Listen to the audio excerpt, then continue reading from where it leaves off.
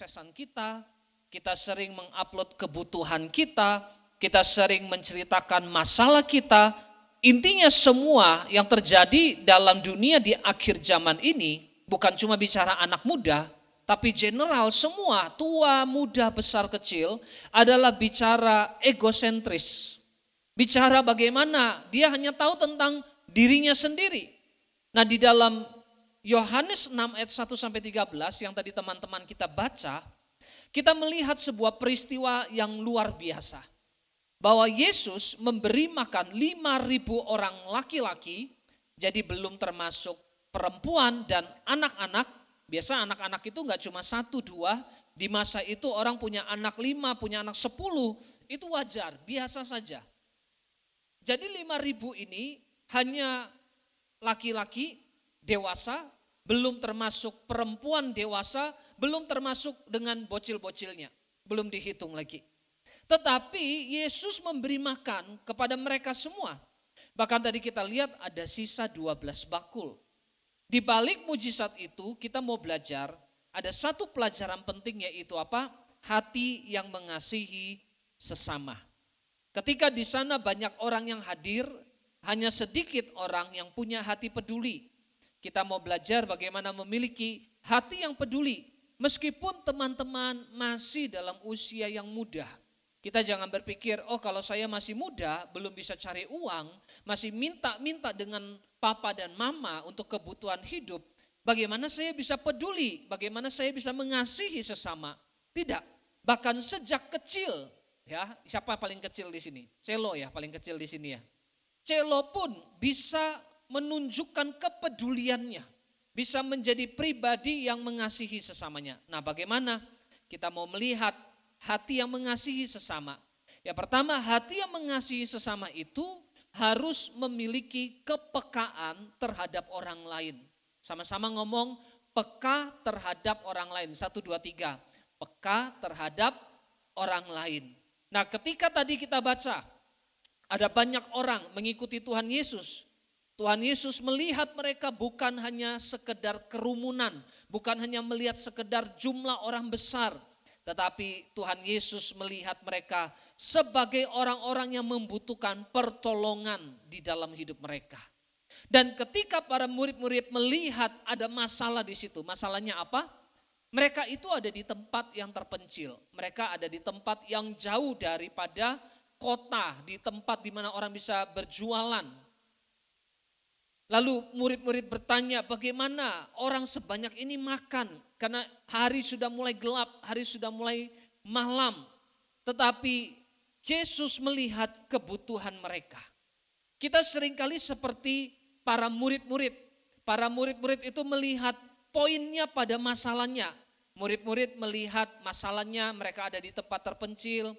Mereka jauh daripada keramaian yang menjual makanan. Para murid-murid melihat masalah, lalu mulai menghitung keterbatasan mereka. Seandainya mereka pun itu ada di tengah-tengah pemukiman, di tempat banyak orang jualan, uangnya dari mana? Mereka hanya punya 200 dinar, sementara mau kasih makan 5.000 orang lebih. Kalau kita mau hitung, mungkin itu ada 15.000 orang lebih. Ya, karena kalau dihitung perempuan dan para anak-anak jumlahnya sangat banyak. Nah murid-murid itu menghitung melihat berdasarkan masalah, berdasarkan persoalan, berdasarkan keterbatasan. Lalu pada akhirnya mereka menyerah. Murid-murid menyerah, murid-murid bilang begini, kalau gitu suruh aja mereka pulang. Biar mereka makan di rumah masing-masing, nanti setelah itu besok datang lagi. Tapi bukan itu yang Yesus mau. Bahwa hati yang mengasihi itu dimulai daripada kepekaan hati. Yesus memiliki kepekaan hati dengan melihat bagaimana caranya untuk memenuhi kebutuhan mereka. Buat teman-teman sebagai anak-anak muda, kalian bisa memiliki hati yang peka. Kalian bisa memiliki hati yang peduli terhadap sesama. Ketika mungkin lihat ada teman yang sedih. Ketika lihat ada teman yang alami kesulitan dalam kehidupannya. Ketika melihat ada teman-teman, kita jangan langsung berkata, ini bukan urusanku. Ini bukan persoalanku, masa bodoh. Bukan juga kita mau sok mau tahu, kita mau kepo urusan orang, bukan. Tetapi kita mau memiliki hati yang memiliki rasa kepedulian. Di beberapa gereja ya, para asyir itu biasa mereka bawa seperti karton gitu, ada tulisan, bolehkah saya berdoa buat kamu? Ketika teman-temannya datang, mungkin ada yang sedang alami persoalan, ada yang sedang alami pergumulan, mungkin mereka perlu minta didoakan tapi mereka malu. Ya, mungkin teman-teman bisa, tapi juga harus bisa berdoa. Begitu ada yang minta doa terus kita bingung, kan nggak lucu. Ya, para asyir misalnya berdiri di situ, terus pegang, bolehkah saya berdoa untuk kamu? Mungkin ada yang datang, doakan aku dong, aku lagi bingung, gimana cara menghadapi, mungkin ada masalah di tengah-tengah keluarga, tapi mereka nggak berani bicara, mereka nggak berani ngomong. Tetapi dengan kita menunjukkan apa yang bisa kita lakukan untuk mereka, berarti kita sedang apa? Melakukannya seperti yang Tuhan mau. Memiliki apa? Kepekaan. Memiliki kepekaan. Misalnya kita punya makanan, walaupun mungkin makanan kita nggak banyak, kita mau sharing. Biasa kita mungkin punya permen, kita punya sesuatu untuk dibagi dengan teman kita menawarkan, kita tanya, kamu mau nggak ini, kamu mau. Itu adalah bentuk-bentuk bagaimana kita memiliki kepekaan terhadap sesama kita. Milikilah hati yang mengasihi. Caranya bagaimana? Kita itu bisa peka dengan apa yang menjadi kebutuhan orang lain di dalam kehidupan ini. Kita belajar daripada Yesus. Tadi bagaimana Tuhan Yesus sudah menunjukkan bentuk kepekaannya dengan melihat bukan pada masalah tetapi pada kebutuhannya. Apa sih yang dibutuhkan orang itu? Makanan. Mereka butuh minuman. Mereka butuh sesuatu untuk mengganjal perut mereka. Itu yang Yesus langsung lihat. Yesus tidak menyerah, Yesus tidak menghitung keterbatasan, tetapi yang Yesus lakukan adalah melihat kebutuhan mereka. Nah, lalu bagaimana caranya? Kalau kita sudah tahu apa yang menjadi kebutuhannya, apa yang Yesus lakukan? Kita lihat yang kedua, hati yang mengasihi sesama kita adalah bentuk atau tindakannya mau memberikan apa yang kita miliki. Memberikan apa yang kita miliki bukan berarti semua yang kita punya langsung kita kasih ke orang lain dan kita nggak punya apa-apa, bukan. Tetapi lebih bicara bagaimana kita berbagi dengan sesama kita. Dalam kisah ini yang menjadi perannya, tokoh utamanya bukan seorang pengusaha besar.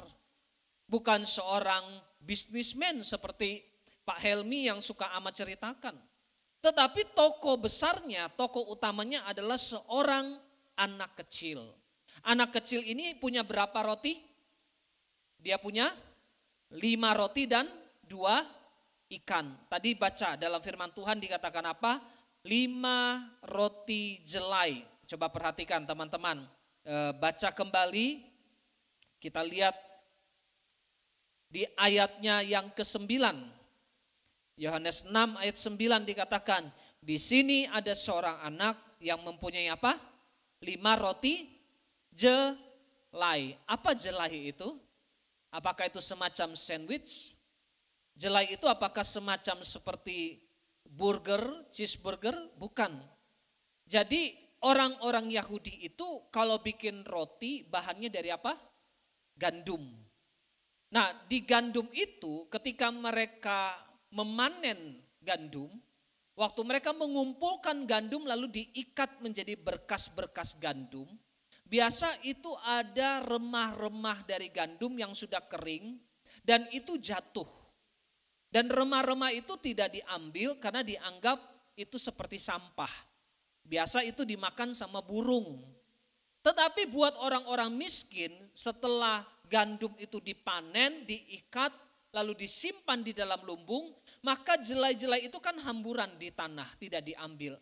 Maka buat orang-orang miskin, orang-orang yang kesulitan dalam hidupnya, setelah pemilik ladang gandumnya tidak ada, mereka boleh datang dan memungut jelai itu. Remah-remah tadi itu yang biasa cuma jadi makanan burung, mereka ambil, mereka kumpulkan, mereka taruh di karung, mereka bawa pulang, itu bisa diolah menjadi roti. Tapi pasti roti bukan kualitas yang baik. Tapi daripada enggak ada kan, ya puji Tuhan ada jelai-jelai itu. Jadi anak ini bukan anak orang kaya. Anak ini bukan anak bisnismen pengusaha besar. Dia membawa 5 roti jelai dan 2 ikan. Terjemahan aslinya itu bukan dikatakan ikan. Dia membawa ikan yang kecil. Namanya juga anak kecil. Dia nggak bisa mungkin bawa ikan yang besar.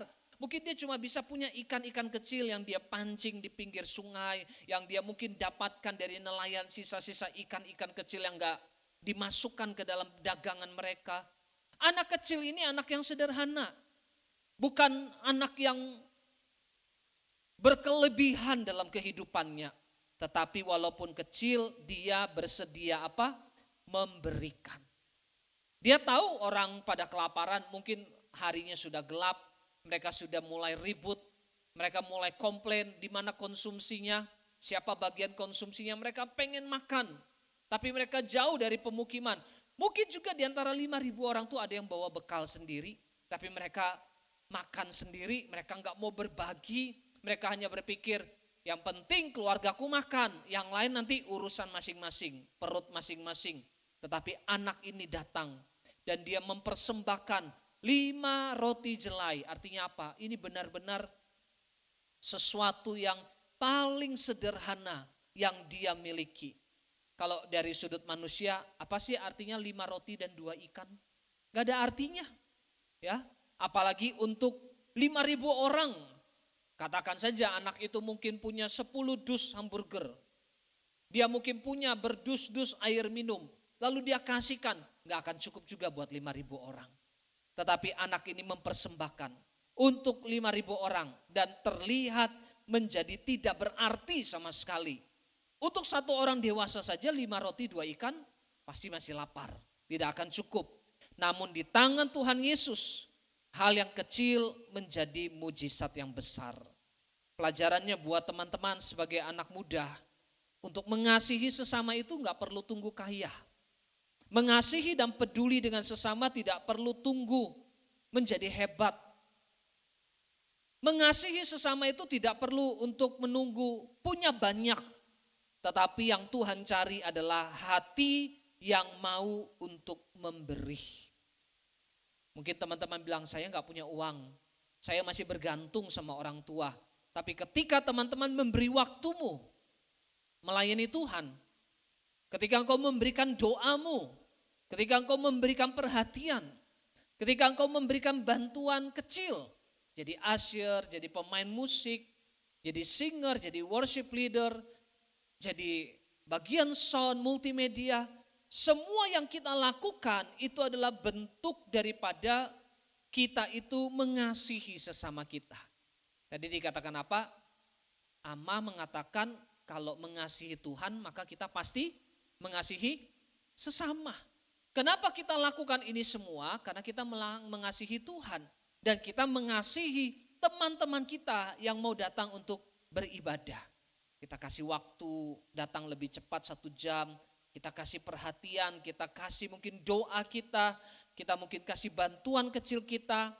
Dan teman-teman harus ingat bahwa Tuhan itu konsen dan suka menunjukkan bahwa dia menghargai hal-hal yang kecil di dalam kehidupan ini. Gak usah tunggu besar, ya, gak usah bilang nanti tunggu saya mencapai mimpi. Saya sudah mendapatkan cita-cita, baru saya akan berbuat buat Tuhan. Gak perlu. Bahkan sejak masa mudamu, sejak detik ini, engkau sudah bisa mengasihi sesamamu, engkau sudah bisa memberikan yang terbaik daripada kehidupanmu. Percayalah, semua hal kecil yang kita lakukan, itu Tuhan perhitungkan. Amin. Itu Tuhan perhitungkan. Benih itu selalu dari hal yang kecil. Pohon yang besar, pohon yang berbuah, dia nggak tiba-tiba sudah langsung jadi pohon dan nggak tiba-tiba langsung keluar banyak buah, enggak. Tetapi dimulai dari apa? Benih yang kecil di dalam kehidupan ini. Dan yang ketiga teman-teman, hati yang mengasihi sesama kita itu bagaimana? Hati yang mengasihi sesama kita adalah yang ketiga, kita percaya bahwa Tuhan dapat bekerja melalui berbagai macam cara. Murid-murid berpikir untuk bisa kasih makan 5.000 orang, caranya apa? Uang harus banyak. Mereka berpikir makanan harus banyak. Mereka berpikir tempat penjualan makanan itu harus dekat kota.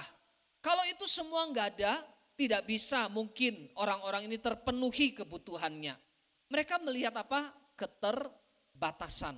Tapi Yesus menunjukkan dia mampu melakukan lebih daripada yang kita bayangkan. Perhatikan, dari 5 roti jelai. Jadi jelai itu bentuknya jangan dipikir seperti roti. Bentuknya enggak seperti roti. Ya, bentuknya itu seperti remahan-remahan saja. Ya, kalau tahu Koko Crunch sereal itu ya seperti itulah bentuknya, modelnya. Karena dia enggak bisa dijadiin satu seperti membuat roti gitu, enggak bisa. Itu hanya serpihan-serpihan, kulit-kulit daripada gandum yang dipanen.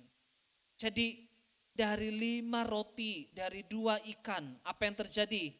Diberkati, dibagikan, bahkan cukup untuk semua, bukan cuma cukup, sebenarnya itu bahkan berkelebihan.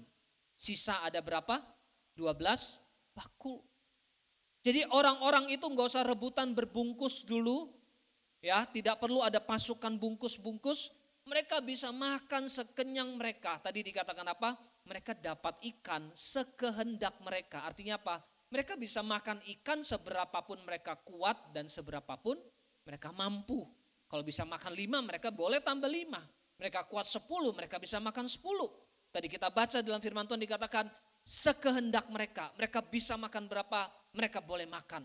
Tetapi tetap ada sisanya 12 bakul. Ini menunjukkan bahwa ketika kita menyerahkan apa yang kita miliki kepada Tuhan, Tuhan dapat memperbesar dampak dan kapasitasnya. Kalau kita berserah kepada Tuhan, jangan kita merasa, ya Tuhan aku kan masih kecil. Ya Tuhan aku kan gak punya banyak dalam kehidupan ini. Atau kita bilang, ya Tuhan aku kan bukan orang yang penting. Aku kan cuma jemaat biasa, cuma remaja, cuma pemuda, pemudi biasa.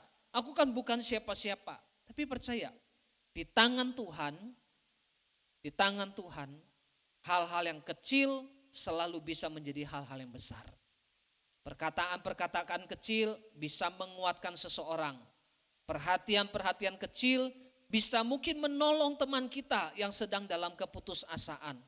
Tindakan-tindakan kecil mungkin bisa menjadi berkat yang besar di dalam kehidupan ini. Tuhan tidak mencari kemampuan besar, tapi Tuhan mencari hati yang mau mengasihi, dimulai dari perkara-perkara yang kecil. Nah, sore ini kita belajar ada 3 hal. Kita belajar ada 3 hal. Yang pertama adalah hati yang mengasihi peka terhadap kebutuhan orang lain. Sama-sama katakan peka terhadap kebutuhan orang lain. 1, 2, 3. Peka terhadap kebutuhan orang lain. Yang kedua, hati yang mengasihi mau memberi apa yang dimiliki. Katakan mau memberi apa yang dimiliki. 1, 2, 3. Mau memberi apa yang dimiliki. Yang ketiga, hati yang mengasihi Tuhan, percaya Tuhan dapat memakai berbagai macam hal. 1, 2, 3. Percaya Tuhan dapat memakai berbagai macam hal. Jadi kita percaya sore ini anak-anak muda yang dipakai Tuhan bukan selalu yang paling pintar, bukan selalu yang paling kaya, bukan selalu yang punya paling banyak, tetapi adalah apa? Memiliki hati yang mengasihi seperti hati Kristus. Nah, kita coba sore ini bertanya kepada diri kita, apakah kita masih peka terhadap orang lain atau kita hanya sibuk dengan diri kita sendiri? Apakah ketika melihat orang lain sibuk kita asik, masa bodoh, kita cuma tahu dengan diri kita. Kita gak mau tahu dengan orang lain, kita gak mau tahu dengan orang tua kita gak mau tahu dengan saudara-saudara kita, yang tahu hanya diri kita.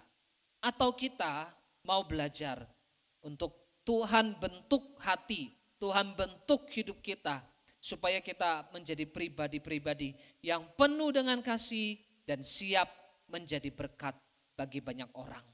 Jadi tema gereja kita di bulan Maret ini itu enggak cuma bicara buat orang dewasa, enggak cuma bicara buat papa mama kita atau orang-orang yang jauh di atas kita usianya, tapi itu juga bicara bagi setiap anak-anak muda di tempat ini. Milikilah hati yang mengasihi sesamamu. Dimulai dari apa? Satu, peka terhadap kebutuhan orang lain. Yang kedua, kita apa? Mau memberi dari apa yang kita punya. Bukan cuma uang, waktu, tenaga, perhatian, hal-hal kecil yang kita punya, yang bisa kita berikan, kita mau berikan. Dan yang ketiga, kita belajar hati yang mengasihi sesama. Kita percaya bahwa Tuhan selalu dapat menggunakan berbagai macam hal di dalam kehidupan ini untuk jadi berkat supaya kita bisa mengasihi sesama kita. Amin. Ini firman Tuhan, tidak panjang. Pastor berharap setelah ini teman-teman tidak usah keluyuran ke sana kemari, karena jalanan itu mulai dari tadi pagi udah macetnya luar biasa. Ya, kenapa? Karena orang sudah dapat THR, orang sudah mau siap-siap Lebaran. Jadi teman-teman hindari ke tempat yang tidak terlalu perlu, tidak terlalu penting. Ya, kalau bisa cepat pulang, besok kita kembali mau melayani Tuhan di hari Minggu di tempat ini. Mari kita satukan hati, kita berdoa bersama-sama. Tuhan Yesus, kami berdoa, biarlah kami punya hati yang mengasihi sesama sejak masa muda kami. Tidak menunggu ketika kami sudah menjadi besar, kami menjadi kaya, kami menjadi berhasil, tetapi kami mau belajar untuk mengasihi sesama kami, bahkan sejak masa muda kami. Terima kasih Tuhan, terima kasih. Biarlah kami boleh menjadi pribadi yang peka, tidak masa bodoh, tidak cuek, tidak egois, tetapi kami boleh peduli dengan sekeliling keadaan kami yang membutuhkan bantuan, yang membutuhkan perhatian. Dari apa yang kami bisa lakukan, kami mau lakukan. Kami percaya Tuhan, Engkau Tuhan yang sanggup untuk bekerja dengan berbagai macam hal, dalam banyak hal yang menjadi tidak mungkin dapat menjadi mungkin, karena Tuhan yang berkarya dalam kehidupan kami. Terpujilah namamu, kami mengucap syukur, biarlah firman ini dimateraikan dalam hati, jiwa, pikiran, roh kami boleh merespon semuanya. Kami mengucap syukur Tuhan, hanya di dalam nama Tuhan Yesus kami berdoa. Haleluya, amin. Tuhan Yesus memberkati.